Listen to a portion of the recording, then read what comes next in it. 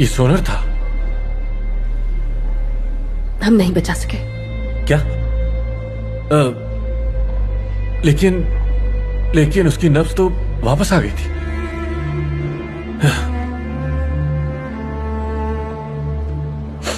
कहाँ लेकर गए हैं वो अब उसे? मुर्दा खाने। इसके घर वाले आएंगे इसे लेने के लिए। ठीक है, मैं उसे यहां नहीं छोड़ सकता। मुझे उसे लेकर जाना होगा। उसे गाड़ी तक ले चलो। वो यहीं पर बेहतर है। हम उसे लेकर नहीं जा सकते यहाँ से। डॉक्टर, मेरे बच्चों को बचाएं।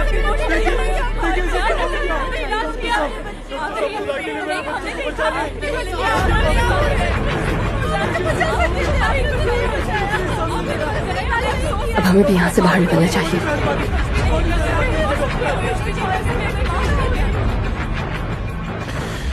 देखिए मलिक साहबा, हमें सोनर को यहाँ से लेकर जाना होगा। मुर्दा खाना किस तरफ है? लेकिन हम लोग उसे लेकर कहाँ जाएंगे और कैसे? तुम तो ऐसे कह रहे हो जैसे यहाँ पर सब कुछ नॉर्मल है। चलो डॉक्टर, अगर हम इसी तरह रुके रहेंगे